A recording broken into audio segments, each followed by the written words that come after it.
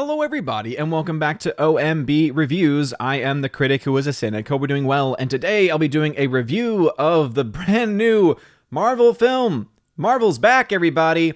Black Widow, which has been delayed several years now at this point, and also should have come out 5 to 10 years ago. But before going into my full spoiler-filled thoughts on this movie, because I have a lot to say, please make sure you smash that like button, light up that fire button if you're watching on Odyssey, and make sure you're subscribed to the channel with that bell notification turned on. All right, so let's go ahead and talk a little bit about this movie, because first off, actually, you know what? Let's do the positives. Let's do the positives. Normally, I'm able to get a couple positives out when there's films like this that I just have a lot to say in a certain direction. So some of the positives of this film. Florence Pugh.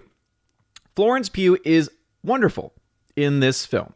She gives a great performance. If no one has ever seen her work before, I highly recommend checking her out in a film called Fighting With My Family, where she plays real-life wrestler Paige, and it basically goes into her development from working with her family, with her family being a wrestling family, and eventually getting a call up to the WWE. It's a really, really good film. She gives a great performance. This also is a great showcase, I think, of her acting chops. She gives a much better performance than this film even deserved when everything is said and done. So I want to say that first off, that she is great. And actually, to be honest, most of the acting in the film is actually pretty well done.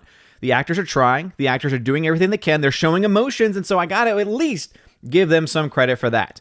Now, normally when I give reviews like this, I'm able to also give a couple other things. Normally, I'm able to talk about cinematography or visual effects, right? And to give kudos to those teams. And I can't do that with this one. What I just said, those were the only positive things that I could say about this movie, was that it had Florence Pugh and she was the standout, and everything else was just, okay, yeah, the acting was fine. Everything else about this, from even just an objective level, was not good. And let me talk about two of the things that bothered me the most about this movie. This isn't even a case, because I know a lot of people are going to probably try and jump on that say, oh my gosh, Marvel continues to go woke, MCU, and they'll go down that route. And maybe they'll have a good argument. But I don't even think that argument needs to be made, because one could just look at the objective factors of this film to call it out. The two biggest flaws that this movie has are cinematography and fight sequences. It really comes down to cinematography when everything is said and done, but the fight sequences too are very much a part of that. And so editing, pacing, all that stuff all plays together with the cinematographer. The cinematographer and the two editors that they had on this movie, I don't know if they should ever work again.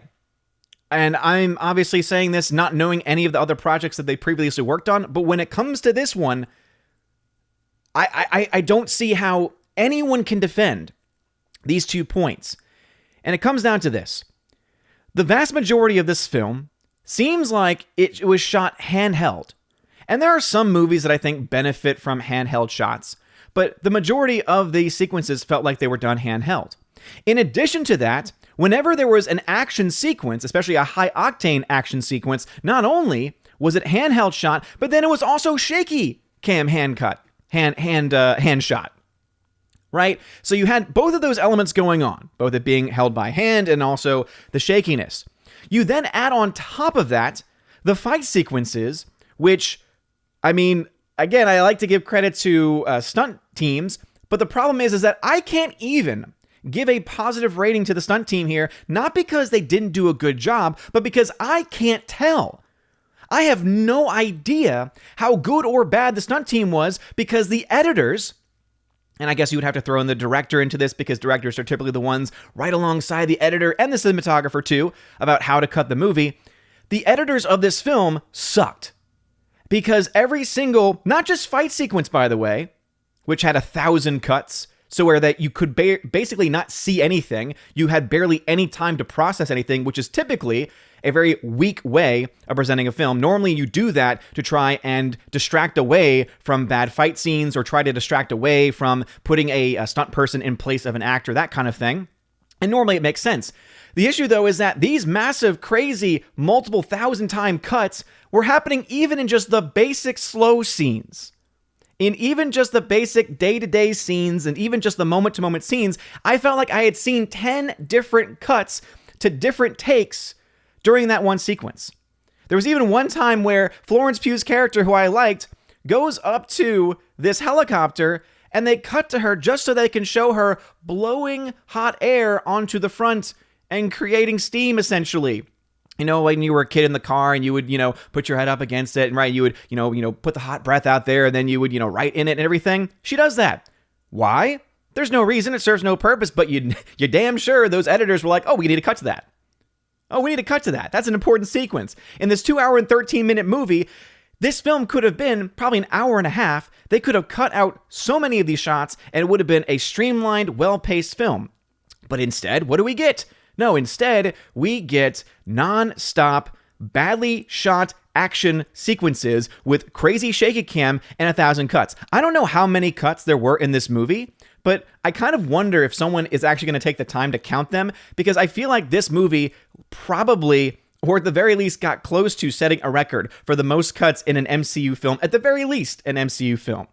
And I think someone made a comment on my mini review that I posted on Instagram saying, or on Twitter, I had put a mini review out there and they had said, well, the Russo brothers always do this. And I'm like, I don't ever remember being so distracted by cuts in a movie in films like Winter Soldier, or even like films like Civil War or Infinity War. I don't remember being distracted in even slow sequences. Right? It's one thing if you have it in fight sequences, which I think is already bad filmmaking, but when you even have it go into your slower moments that are meant to try and build up emotion, make you care about the characters, that is just inexcusable. There is no excuse to it. Even the post-credit sequence had really bad editing and shaky cam. And all that it was, the entire sequence, and as I said, the spoilers are going to be in this video, the entire post-credit sequence was just Florence Pugh's character, who is the sister, not really sister biologically, speaking of Scarlet Witch, or rather, of Scarlett Johansson, Scarlett Johansson's Black Widow, but going up to her grave and just spending a moment at the grave. So yes, they somehow found a way to put like 10,000 cuts and shaky cam into a sequence that could have just been a nice stable cam, slow fade, or rather a slow transition shot, and they could have done it and it could have been beautiful. But no, first off, they had to ruin it by having really bad cinematography, really bad editing. Add on top of that, they then decide, oh, this would be a great time to bring in Julie Louis-Dreyfus, who we all remember had been in the Marvel TV series, right? I believe it was Winter Soldier. A Falcon in the Winter Soldier, right? Was her first appearance there, which, again, the character is just not very well written. They try and make the character funny here. She's like blowing her nose during this very powerful moment where Florence Pugh, again, giving a great performance, feeling sorrow for the fact that her sister has died, because most of this film obviously takes place when Black Widow, Natasha, is still alive. And so it was a moment where it could have actually been a really beautiful moment. And instead, she comes in, she's blowing her nose and just saying, and it's just bad. It's a terrible character. I don't know who thought to bring her in and to bring this character into the MCU, but it's just not good. It's just not a good character. So that was there. So again, cinematography, editing, pacing, everything. Awful. Like objectively awful. And then we dive into some of the various, story elements and some of the other things that kind of bother me. The big one, of course, something that we have known now for a while, is that Taskmaster is not actually Taskmaster, but is instead Taskmistress. Yes, they decided to gender swap Taskmaster, but it's not even that. That's not even the worst part of it. Because even if they had presented a more comic accurate representation of Taskmaster and had it just be a gender swap, I think obviously people would have a right to be, mad at that, because I think that's ridiculous. Again, there are so many great female characters. Why don't you just focus on them? Or why don't you just create new characters? Like, instead of just race swapping, gender swapping all the time, why not just do that instead? That's not even the worst part of Taskmaster, quote unquote Taskmaster, is that instead they then decide to basically rewrite the entire storyline and origin story of Taskmaster. So they basically retcon anything from the comics. And I'm speaking as someone who's not an expert on the comics, but I at least know of Taskmaster because I played the PlayStation Spider-Man game. And one of the coolest side quests, one of the most fun side quests was there was several times when you would randomly meet with Taskmaster, and it was really cool because it's just this badass villain. But none of that was there. In fact, Taskmaster doesn't even speak, doesn't even talk. Until the very end, when you find out that, of course, this is the daughter of the big bad in the movie, who, of course, happens to be a white male. But, of course, that is something where you can even look past because there are just so many other terrible things happening at that time. And that's all of a sudden when she finally starts to speak, when she finally gets her voice back, I guess you could say. And it's just, oh, my goodness. It's awful. So, essentially, what she is that she... the reason why Natasha and why Scarlett Johansson's character is involved in all of this is because she had to make a decision at a time in history because she was trying to kill the big bad, right? Kill the guy who's in charge of the Red Room. And the decision that she made ended up leading to what she thought was the death, not only of him, but also of his daughter. Not only did he walk away without a scratch, which, to my knowledge, they don't ever really address how that happened. They then also add to that the fact that the daughter survives and is badly burned, and for some reason, and again, maybe they go into it, but if they did, it was very much missed, he had to put a chip in the back of her head into her spine for some reason or another. I guess that's how she gets her powers or her ability, even though last time I checked, a little microchip that controls the brain or whatever is not going to give you the ability to have essentially super strength.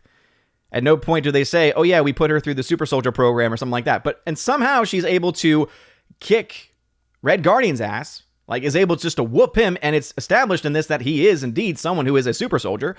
Oh, but no, he instead has to be the comic relief in every scene he's in. Every scene he's in. At no point does Red Guardian even seem intimidating, let alone like a serious character. It's that bad. So not only do you have these writing flaws, which again, I think a lot of people are going to focus on more than anything else, and maybe they should because there are severe writing flaws here. But to me, the fact that Marvel and Disney would put out a film with this shoddy direction, this shoddy cinematography, editing, pacing, all of that stuff is just embarrassing.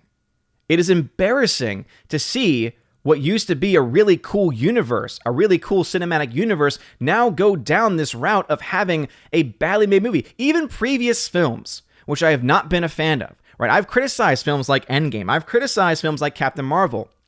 Even those movies did not have the same technical issues that this film had. That says a lot. You all know how I feel about Endgame. You all know how I feel about Captain Marvel. This film, on a technical level, in many ways is worse than those movies. Not to mention the fact that the entire time you're watching the film, unless you know when this film takes place, it is incredibly convoluted and confusing to boot. Because you're looking at this movie saying, this movie is written and presented in a way where it's like they tried to present it as if it was an actual film released in sequence of the MCU, and try to work it off as if, oh, well, you know what, we're just going to make it like this, and it may not make sense to a lot of people, and a lot of people are going to be scratching their heads saying, wait a minute, I don't remember this, and there's no real connections really to be made in any clear fashion whatsoever, and it just is, it's just embarrassing. It really is. Because this movie really should have come out 5-10 years ago. And it would have made sense. You put it into the order of film releases, and then it's able to introduce these characters, and it's able then to give her more backstory and everything. This is a film that would have been better suited before the Avengers when they were introducing characters, because that's exactly what this film felt like. But they're introducing essentially a character that has already existed for several years, and they're introducing this character way too many years too late, and also a character who is dead. So there's no stakes in the film. No one ever thinks, oh, is she going to die? Is she not going to die? Because we already know the answer. And there's a lot of other things wrong with the story that I could go into, but in the end, this film was a giant mess, especially the editing and cinematography, pacing, all that stuff. As I said, it's so bad that I don't think the people who edited this film or shot this film should ever work in mainstream Hollywood ever again. And what also does not help with this entire situation is that one of the reasons why I honestly think this film is objectively as bad as it is because of Cate Shortland, the director. Because look and see exactly how much history she has as a director. Basically none. Very limited. She has 11 credits to her name, and 3 of them are shorts, and several of them are TV shows that I've never even heard of. Bad Cop, The Secret Life of Us. So that's the person they decided to get. And what this, I think, continues to expose is how the MCU is still, how Disney is still hiring on these unknown directors to take on these lower projects in the grand scheme of things, right? These lower projects. And they're skimping on that. They're saving money. And that seems to be the only logical explanation for this, is that they want to save money, and they're going to spin it as, oh, we're taking all of these hot indie directors. What is hot at all about the career of this woman? Oh, she made the TV series Schmilf? Or at least she directed 4 episodes of Schmilf? She did a movie called Berlin Syndrome, Lore, films that most people have never even heard of before. It'd be one thing if you took someone like, for instance, Denis Villeneuve, who has done amazing work, and guess what? Now he got Blade Runner 2049, then he got Dune, after he had made several solid movies for much lower budgets. This woman has not proven herself at all, and I think that's the other issue, is that this is now the 18th whatever film that has featured a relatively unknown director who is being given way much more than she could possibly handle. Not to mention you have the MCU machine behind her as well, controlling the various elements. But to be honest, I almost would not be surprised if this movie was actually, the action sequences in this film were actually directed by her. Because, you always hear the old adage, because, there was a female director, for instance, who was like, I don't want to have anything to do with Marvel because they told me I couldn't direct the action scenes. And up to this point, I feel like the action scenes, at the very least, have been relatively consistent throughout the movies and have been at least solid. At least I could say good things about the stunt teams and things like that. But I can't even do that for this because you couldn't even see most of it with how bad the editing and cinematography were. So it almost feels like a relatively unknown director, given full reins of this, would probably do something like that. I don't know. All I can say is that this is not looking good at all for the future of the MCU as far as their theatrical releases are concerned. There is this tie-in now between the MCU movies and shows, as we saw with this post-credit scene, but it's not good, people. It's really not good. And I'm going to be very interested to see the box office numbers for this because it's an MCU film. There were, even at an early show here in Chattanooga, there were a lot of people there in the theater. And there were a few times that I heard some chuckles, but for the most part, I heard nothing. And that's the other issue with this movie, is that it's boring. It's boring, it's uninteresting, and it's headache-inducing because of just how badly it's put together. But anyway, those are pretty much all my thoughts on the film. So if I have to give this movie a grade, I'm going to give this film a D. It really is one of my least favorite of the MCU films. And I say that not just to say, oh, you're just jumping on the hate train with this movie. And that's not the case. It's just bad. It's just not good. And it's so sad that one of the, what we presume to be the last appearance of Scarlett Johansson in the MCU, the origin story that she should have had years and years ago, a great performance setting up for the future of people like Florence Pugh, who I think is a great actress and I think would have been great in the old school MCU. Before the nonsense that we had going on with Kevin Feige and all the nonsense he's been pushing. But instead, what we got was an incredibly subpar story with terrible visual effects, with terrible editing, pacing, and god-awful cinematography. When your cinematography and editing are so bad that you are not allowing your stunt teams who put in so much work behind these sequences to shine and be seen, that's when you get to be downright despicable in my mind. But anyway, those are my thoughts. I know it was a lot, had a bit of a rant there, but at the end of the day, I think this movie should be gone after, not for any talk of identity politics or anything like that. I think that this movie should be gone after for these very clear objective flaws and issues that exist in the film, and how it just feels like a movie that's so outdated, but also so poorly done, that it really is a slap in the face, not only of Black Widow, not only of Scarlett Johansson, but especially of fans. Because there's going to be tons of people go to see this who they just ignore those issues. They just consume and consume and consume and say, oh, I understood that reference, and oh, look at that. It's sad. But this is where we are now. This is where we are. Eric Pearson, your screenplay was terrible. Let's see. He's also done Thor Ragnarok, Black Widow, and Godzilla vs. Kong. Okay, well, a couple of those make sense as to why it would be bad. Jack Schaefer was part of the writer here. Oh, she created WandaVision. Okay, that helps make some sense. And then Ned Benson, just listed as an American filmmaker. Oh, really? Interesting. Oh my goodness gracious. Hot mess. Anyway, let me know your thoughts about this film in the comments section below. If you like this video, smash that like button, light up that fire button on Odyssey. It really does mean a lot. And oh man, they've got a long road ahead of them, to say the very least. It'll be interesting, because I could see it going either way at the box office, because again, as I said, consumers will consume. But 24th film in the MCU, if you weren't tired after Endgame, I don't see how you couldn't possibly be tired after this trash. And hey, guess what? We have the Eternals to look forward to. Anyway, you guys are all amazing. Have a wonderful day, everybody. And since I have not done so yet, I want to shout out some of my newest members supporting the channel. So a huge shout out to Goblin Squatch for supporting me over on Locals. I do have a Locals page now, so go check out the description for a link to that. And also a shout out to Mondo Spieler, who is my newest member over on Patreon. So again, thank you very, very much for that. You're all amazing, beautiful people. Hope you all have a wonderful rest of your day. And as always, God bless. And now for a huge shout out to all of my July Patreon and Subscribe Star members: Andrew Hoyle, Biffer de Hobbit, Brian P., Dion, Don Bruno de la Mancha, Father Christopher Miller, hail to you, Father, Father Damian Cook, Garrett Searles, Harold Francis, Inflamed Wood, It's a Trap Productions, Jason Clark, Jacob Juice, Jeffrey Toone, Jonathan Carney, Laura the Modern Major General's Story, Mike Jackson, Mad Mitch Dunaway, Mr. Peabody and his evil twin with the beautiful hair, On to June, Orange Hat Reviews, Out of Step with Reality, Priscilla Hall, Riff Magos, Rosetta Allen, Teresa Martin, Theodore Bendon, Tina B, and Tina Bojan. Thank you all very much for supporting me over on Patreon, and also to my Subscribe Star members: Fast Reaction, Nosferatu Gatsu, John B, Perpetual Punster, Mr. Roy, Glinzer, J. Alex McCarthy Jr., Dean Heiss / the new number 2,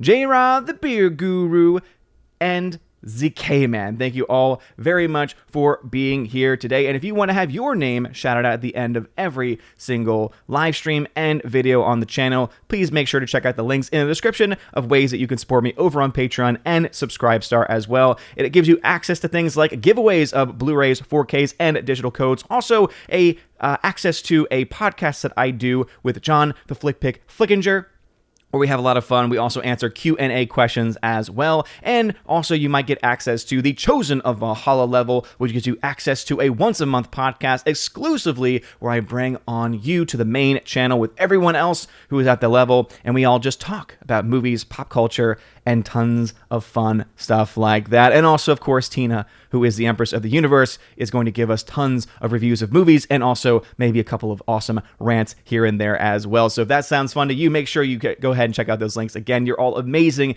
and beautiful people. Hope you all have a wonderful rest of your day. And as always, God bless.